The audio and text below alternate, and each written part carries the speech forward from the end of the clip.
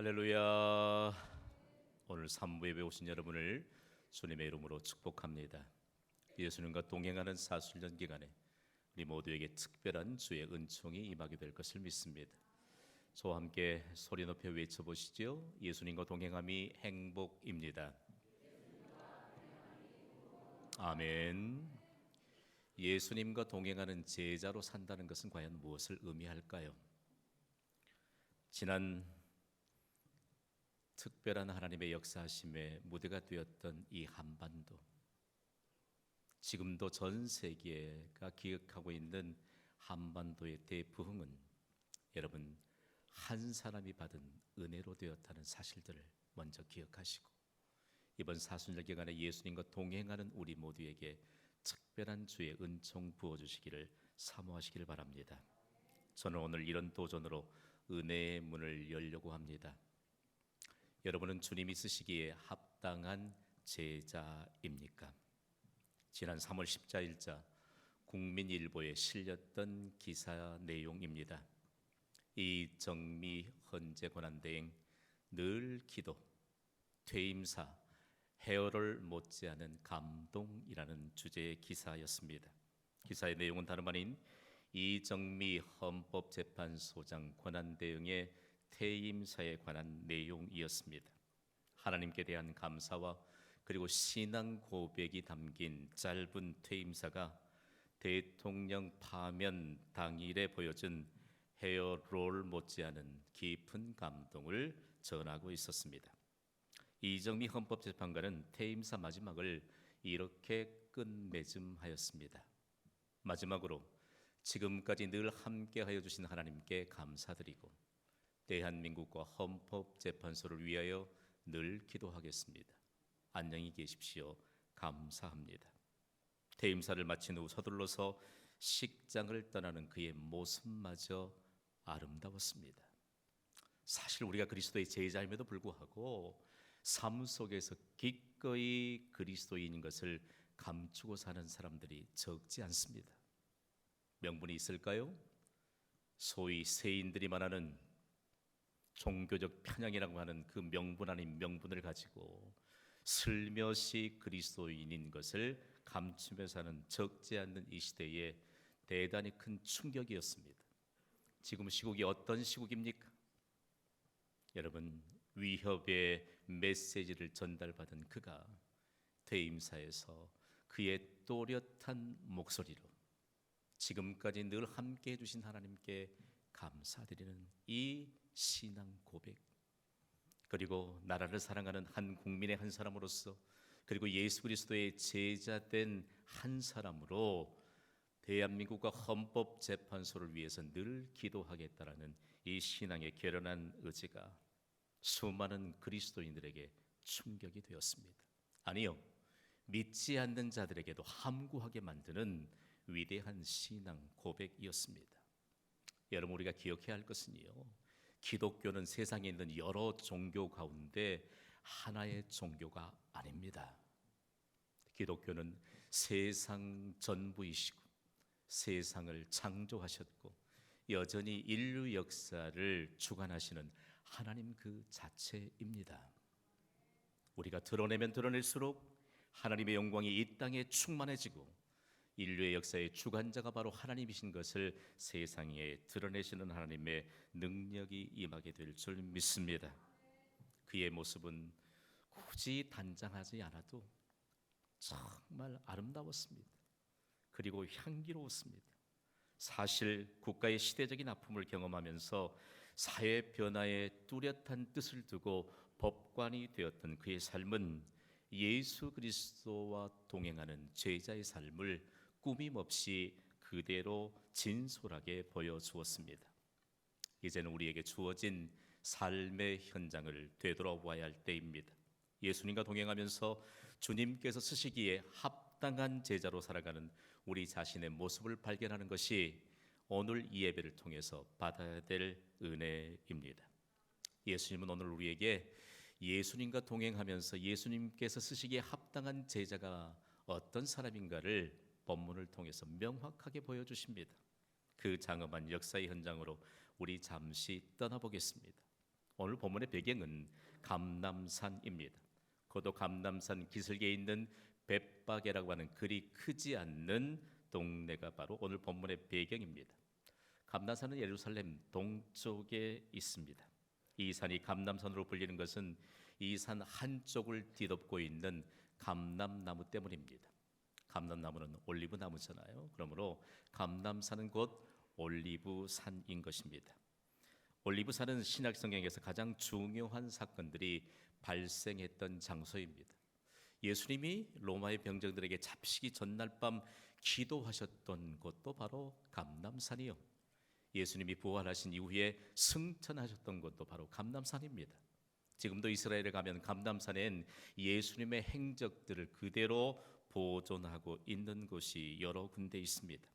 올리브산은 또한 예수님 시대나 현재에나 무덤으로 매우 유명한 곳입니다. 그 이유는 스가랴 선지자가 감람산을 하나님의 종말에 죽은 자들을 되살리기 시작하는 장소로 언급했기 때문입니다. 스가랴 선지자의 말을 문자적으로 믿었던 유대인들은 감람산에 묻히기를 소망했습니다.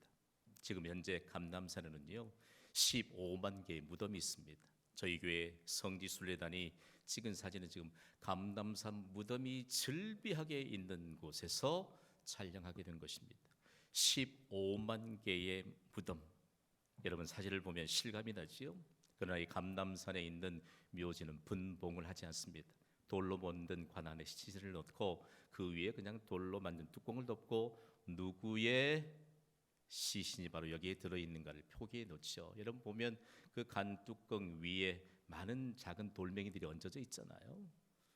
이곳을 방문했던 사람들이 지금 이 관 속에 있는 사람을 기억하면서 방문한 기념으로 돌멩이 하나를 얹어놓고 간 것입니다. 이것이 바로 유대인의 전통인 것이죠.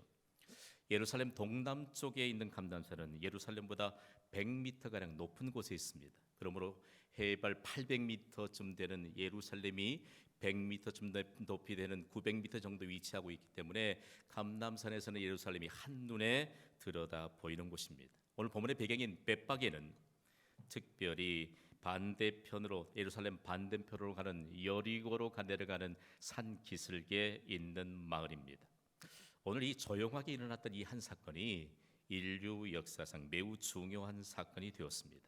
예수님은 벳바게에서 먼 갈릴리로부터 지금 예루살렘을 2km에서 3km 정도 앞두고 있는 벳바게에서 두 제자들에게 순종을 요구하십니다. 오늘 본문 2절 말씀을 우리 함께 읽겠습니다. 시작. 이르시되 너희는 맞은편 마을로 가라. 그리하면 곧 매인 나귀와 어린 나귀 새끼가 함께 있는 것을 보리니 풀어 내게로 끌고 오라. 아멘. 예수님은 예루살렘의 입성을 앞두고 벳바게에서 순종을 요구하셨습니다. 나귀와 나귀 새끼를 끌어오라라고 말씀하셨습니다. 갑작스런 예수님의 말씀에 아마 두 제자들은 멈칫했을 것입니다. 멈칫하고 있는 제자들에게 예수님은 이해할 수 없는 말씀을 이렇게 하셨어요. 3절을 함께 읽어볼까요? 시작. 만일 누가 무슨 말을 하거든 주가 쓰시겠다 하라. 그리하면 즉시 보내리나 하시니. 아멘. 나귀와 나귀 새끼는 분명히 주인이 있습니다. 그럼에도 불구하고 다짜고짜 예수님의 명령을 받은 두 제자들이 그 나귀를 풀어 올 것을 말씀합니다. 그런데 나귀의 임자들이 묻거든 주가 쓰시겠다 하라라고 말씀합니다. 우리도 함께 선포해 볼까요? 주가 쓰시겠다 하라. 이 말씀엔 모든 만물의 주인이 바로 예수님 자신인 것을 드러내고 있습니다. 그렇다면 주는 과연 누구일까? 오늘 이 말씀을 우리가 좀 더 분명하게 이해하려면 지금 예수님을 따르는 수많은 무리들 가운데 유대인들이 대부분입니다. 그런데 이 유대인들은 헬라어를 사용했던 유대인들입니다. 그러므로 이 주를 뜻하던 헬라어인 큐리오스라고 하는 이 단어를 그들이 받았을 때 이 주가 누구인가를 알았던 것입니다. 여러분 구약에 스스로 계신 하나님, 나는 하나님이라고 말씀하신 그 하나님, 영원토록 우리와 함께 하시는 하나님, 약속하신 것을 신실하게 이행하시는 그 하나님이 바로 여호와입니다. 영어 번역본은 이 여호와를 대문자 L로 시작하는 로드로 번역합니다. 중요한 것은 이 신약의 원문인 헬라어인 주 큐리오스를 영어 번역본은 모두 로드로 번역하고 있습니다. 이 헬라어를 썼던 유대인들이 주가 쓰시겠다 하라라고 말할 때 이 큐리오스는 여호와 하나님인 것을 알았습니다. 그리고 여호와 하나님이 바로 오늘 두 제자에게 명령하신 예수 그리스도 자신인 것을 알았습니다. 예수 그리스도는 어제나 오늘이나 영원토록 동일하십니다. 믿으시면 아멘 하세요. 성령의 증거입니다. 여호와 하나님이 어제나 오늘이나 영원토록 동일하신 그 예수님이 바로 그 현장에서 두 제자에게 절대적인 순종을 요구하십니다. 아직 한 번도 타보지 않는 나귀와 나귀 새끼를 끌어오라고 말씀하시는데 이 주인이 묻거든 주가 쓰시겠다 하라고 말씀합니다. 우리의 상식으로는 도무지 이해할 수 없는 내용입니다. 중요한 것은요, 먼저 이 말씀이 여호와 하나님이시고 그리고 여호와 하나님이 만물의 주인이신데 그분이 바로 예수 그리스도인 것을 분명하게 가르쳐줍니다. 이것이 바로 이 말씀에 대한 근거인 것이죠. 또 하나의 근거가 있습니다. 주가 쓰시겠다라는 이 말씀은 우리 상황 속에서는 이해할 수 없습니다. 그러나 당시에 1세기에 있었던 유대 지방에서는 능히 함께 이해됐던 내용입니다. 이런 해석을 일컬어서 역사적인 해석이라고 합니다. 어떤 역사가 담겨 있을까요? 예수님 당시에는 영적인 지도자였던 랍비들을 저명 인사라고 불렀습니다. 존경받는 사람들이었기 때문입니다. 하나님의 말씀, 영원히 불변한 그리고 반드시 이루어지게 될 하나님의 말씀을 가르쳐서 지키게 했던 이 랍비들이 영적인 지도자로 저명 인사로 가장 먼저 꼽혔던 사람들입니다. 그래서 랍비들이 아무개에게 가든지 내가 그것을 좀 필요로 한다라고 말하면 두말하지 않고 내주는 이런 역사적인 정황을 들어서 지금 예수님이 말씀하고 있습니다. 그렇다면 과연 예수님은 저명한 인사였을까요? 이때 예수님의 소문은 먼 곳까지 퍼져가고 있었습니다. 예수님은 수많은 기적을 행하셨기 때문입니다. 하나님이신 예수님이 가시는 곳마다 기적이 일어나는 것은 너무 당연한 건 아니겠습니까?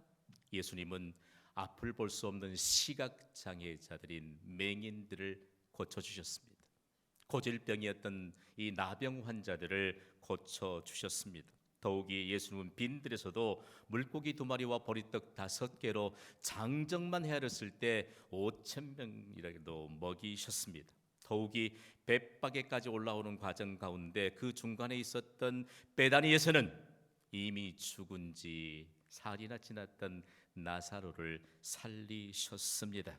그러므로 예수님은 이런 저명한 인사 가운데서 가장 저명한 으뜸이 되는 저명 인사로 소문이 나 있었습니다. 이런 정황 가운데서 예수님은 두 가지 근거를 통해서 제자들에게 절대적인 순종을 요구하십니다. 여러분, 우리가 예수님에 대해서 모르는 사람 별로 없잖아요. 그렇지요? 그리고 예수님의 말씀은 분명히 이루어지게 될 것도 믿으시지요? 순종할 때 이루어지는 줄 믿으시기 바랍니다. 두 제자들에게 순종을 요구하세요. 순종을 요구하실 때 바로 어떤 결과가 일어나게 되었을까요? 오늘 본문은 순종했던 두 부류의 사람들을 매우 중요한 사람들로 부각시키고 있습니다. 먼저는 두 제자들입니다. 오늘 본문 마태복음 21장 6절을 함께 읽어봅니다. 시작. 제자들이 가서 예수께서 명하신 대로 하여 아멘. 중요해요. 너무 간략하잖아요. 제자들이 갔다 그리고 예수님이 명하신 대로 했다. 대단히 중요합니다.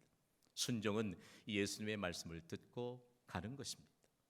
그리고 내 생각을 거기에 가미하지 않고 예수님이 말씀하신 대로 그대로 전하고 행하는 것입니다. 제자들은 예수님의 말씀에 순종했습니다.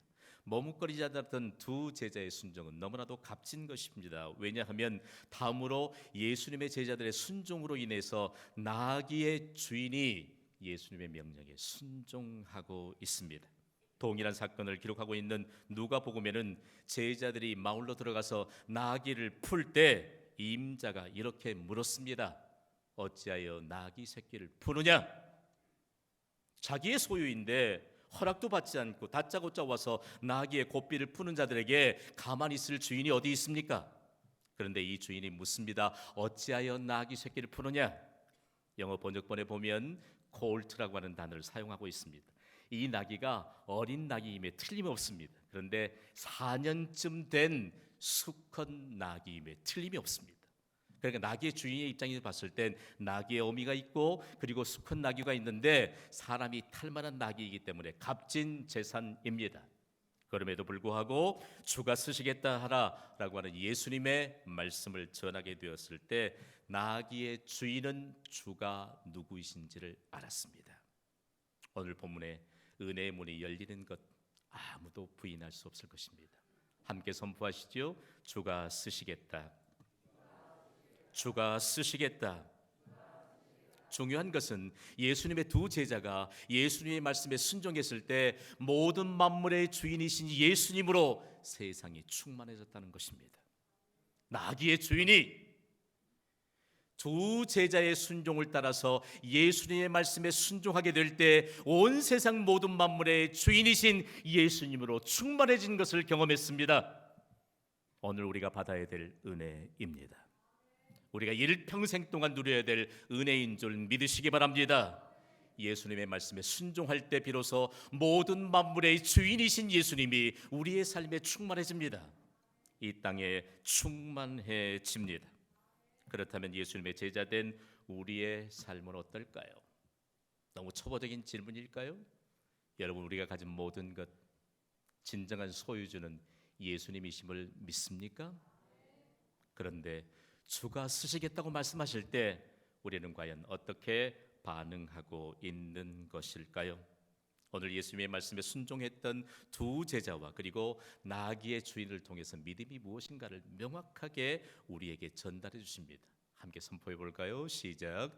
믿음은 주님의 말씀대로 행하는 것이다. 믿으시면 아멘 하세요. 예수님의 이름은 모든 이름 위에 뛰어난 이름입니다. 중요해요. 예수님의 말씀에 순종했고 예수님의 말씀에 행하였을 때 모든 만물의 주인이신 예수님으로 충만해지는 이 은혜, 오늘날 교회와 그리스도인은 예수님의 말씀에 순종하게 될 때 예수님과 동행하는 삶의 증거가 드러나게 됩니다. 나로 인하여 우리 가정에 예수님으로 충만해지는 것, 이것이 복입니다. 우리로 인하여 광주광역시에 그리고 대한민국의 지구촌의 모든 만물의 주인이신 예수님으로 충만해지기를 소원하십니다. 그렇다면 오늘 말씀에 보면 왜 예수님은 나귀 새끼를 타셨을까요? 좀 어감이 그렇습니다만 성경이 그렇게 기록하고 있잖아요. 왜 예수님은 어린 나귀 새끼를 타셨을까요? 당시에는 국가를 통치하는 왕들이 공식적인 왕의 행차를 할 때 결코 나귀 타지 않았습니다. 아주 훌륭한 군마를 탔습니다. 그리고 여러분, 전쟁터에 나갈 때도 아주 잘 훈련되고 훌륭한 군마를 탔거든요. 그러나 일반적으로 백성들에게 그저 친근하게 다가갈 땐 노새나 나귀를 탔습니다. 왜냐하면 겸손과 평화를 상징했기 때문입니다. 더욱이 예수님은 어미 나귀도 아니고 어린 나귀를 타셨습니다. 예수님은 성경의 예언대로 평화의 왕이요 그리고 겸손의 왕으로 오셨기 때문입니다. 오늘 본문에 인용된 스가랴 9장 9절의 말씀을 우리 좀 더 세밀하게 살펴보는 것이 중요합니다. 함께 읽어보시지요. 시작. 시온에 따라 크게 기뻐할지어다. 예루살렘에 따라 즐거이 부를지어다. 보라, 내 왕이 내게 임하시나니 그는 공의로우시며 구원을 베푸시며 겸손하여서 나귀를 타시나니 나귀의 작은 것 곧 나귀 새끼니라. 아멘. 선지자가 예언하고 있는 시온의 딸은요 예루살렘을 일컫습니다. 중요한 것은 여러분, 성경은 하나님의 약속이심을 믿습니까? 우리가 구약 신약하는 것은 하나님과의 거룩한 약속을 뜻합니다. 성경은 거룩한 하나님의 약속인데 반드시 이루어지게 될 것도 믿습니까? 아멘이지요.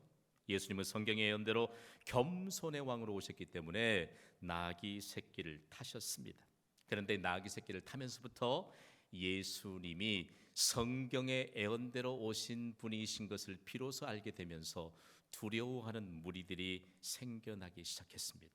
바로 로마 제국의 당국자들은 두려워 떨기 시작했습니다.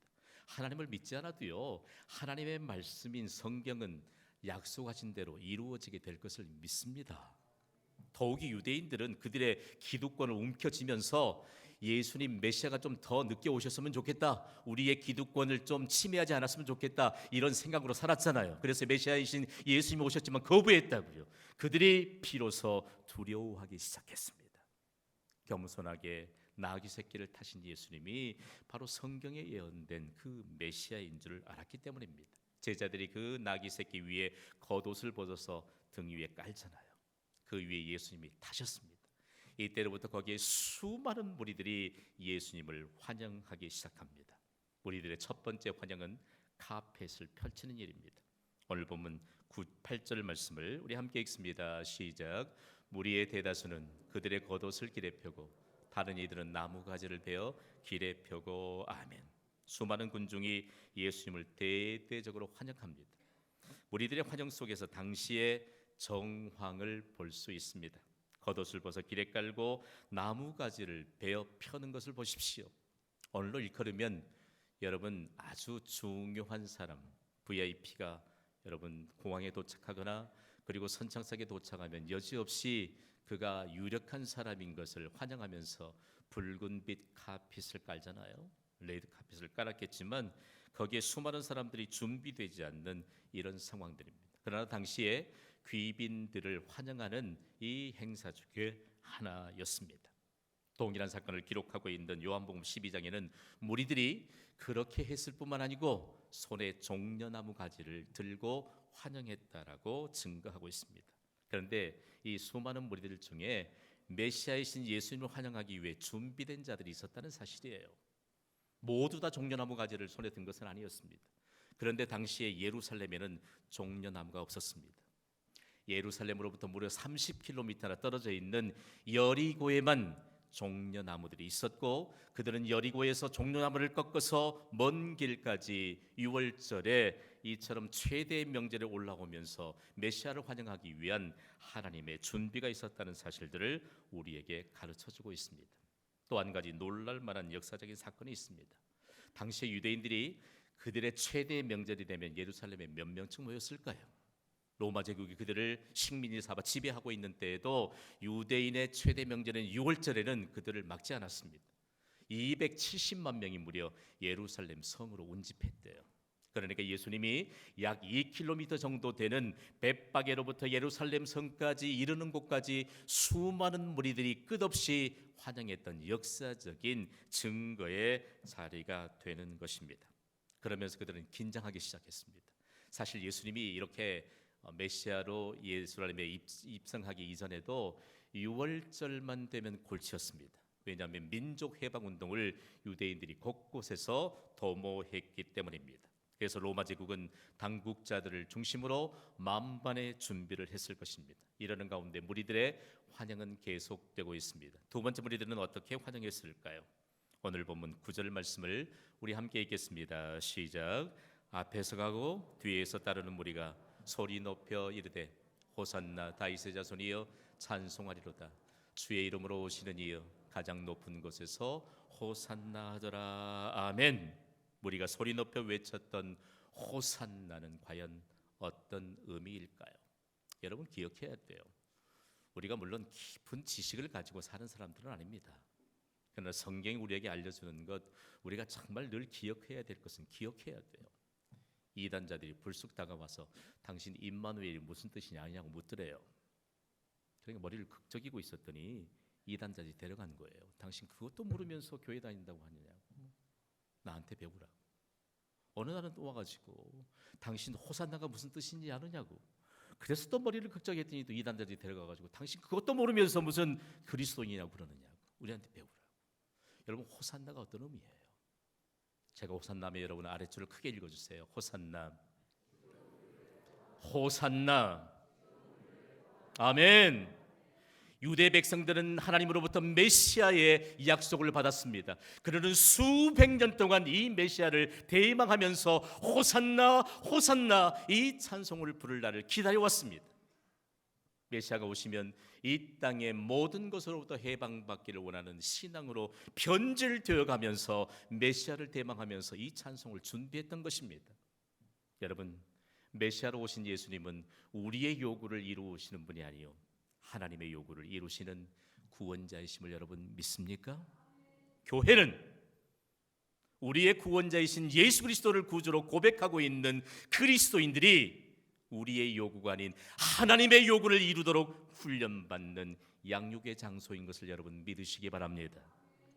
내 요구가 이루어지지 않으면 여러분 교회를 잘못 오해하는 그리스도인들이 적지 않을 것입니다. 내가 하나님 앞에 1대1의 관계로 섰다 할지라도 내 요구를 이루어 주시지 않은 하나님을 떠나는 사람들이 부지기수입니다. 내 요구가 아닌 하나님의 요구를 향해 호산나 지금 우리를 구원하소서라고 찬송해야 합니다. 그러나 이 무리들 중에 많은 사람들이 그들의 요구가 이루어지지 않는 것을 보면서 나중에 빌라도 법정에 흉악한 살인범인 바라바를 세웠습니다. 그리고 예수님을 세웠습니다. 그랬더니 누구를 십자가에 못 박을고 했더니 자신들의 요구를 예수님이 이루어지지 않자 바라바는 풀어주고 예수를 십자가에 못 박으라고 했습니다. 그들이 잘못된 호산나 메시아 찬송을 불렀던 잘못된 믿음으로 변질되었던 무리들이었습니다. 오늘 우리는 어떻습니까? 오늘 이 예배를 통해서도 하나님의 요구가 이루어지는 은혜가 우리 모두에게 있기를 주님의 이름으로 축복합니다. 이유는 있죠. 지금 로마 제국의 압제가 힘들었습니다. 질병으로부터 온 고통도 힘이 들었습니다. 가난으로부터 온 고통도 힘이 들었습니다. 그런데 그들은 예수님이 기적을 행하시는 것을 보았습니다. 그러니까 예수님이 기적을 행하시는 능력을 보니 우리의 왕으로 지금 세우셔도 로마 제국을 단 한 번에 물리칠 수 있는 능력이 있음을 압니다. 예수님이 기적을 행하신 것을 우리가 보았는데 질병, 가난 모두 다 해결해 줄 수 있는 능력이 예수님께 있음을 우리가 압니다. 그러니까 우리의 요구대로 왕이 되어주세요라고 그렇게 요구하며 환영했던 것입니다. 그러나 예수님은 이 무리들의 요구와는 달리 하나님의 오직 한 목적을 위해 예루살렘에 입성하셨습니다. 그 목적은 온 인류의 죄값으로 집을 대시기 위해 십자가에서 자신의 고귀한 생명을 희생하는 일이었습니다. 예루살렘에 입성하면 자신의 생명은 희생되어 없어집니다. 그 무서운 치욕 그리고 고난, 고통, 인간의 육신을 입고서는 견딜 수 어려운 십자가의 고난이 있음을 아셨습니다. 그럼에도 불구하고 무리들의 요구가 아닌 하나님의 요구, 하나님의 목적을 위해 예수님은 예루살렘으로 들어가셨습니다. 그런데 예루살렘으로 들어갔을 때 여러분 예루살렘이 소동이 일어났다고 했습니다. 두려워하는 무리들이 생겨났기 때문입니다. 실제적으로 두려워해야 할 분은 예수님이십니다. 그럼에도 불구하고 두려워하는 사람들로 인해서 예루살렘에 소동이 일어났다. 그러면서 우리에게 결론적인 이런 메시지를 받게 합니다. 다 함께 선포하겠습니다. 시작. 주님이 쓰시기에 합당한 제자입니까? 어떻게 하면 주님이 쓰시기에 합당한 제자로 살까요? 예수님은 겸손의 왕으로 오셨습니다. 예수님의 겸손은 용기입니다. 겸손한 자는 용기를 받게 되는 은혜가 임할 줄 믿으시기 바랍니다. 순종할 수 있는 것도 겸손으로부터 온 것이에요. 겸손한 자에게 하나님이 겸손은 곧 용기인 것을 증거하도록 용기를 더해 주십니다. 용기 있는 자가 여러분 순종할 수 있는 것이죠. 예수님이 입성하실 때 예수님의 의도와는 전혀 다른 수많은 무리들이 모였습니다. 로마 제국은 틀림없이 정치 주도 역할을 했던 사람이 저 사람이기 때문에 죽여야 할 충분한 명분을 로마 제국이 갖게 된 겁니다. 로마 제국이 당국자들이 그 무리들 틈에 끼어서 야, 이를 퍼부어야 됩니다. 너는 죽은 목숨이야. 그리고 무리들의 요구를 받은 사람들이 또 비난해야 됩니다. 종교적인 기득권을 가졌던 유대인들은 소리칩니다. 당신이 유대인의 왕이라고?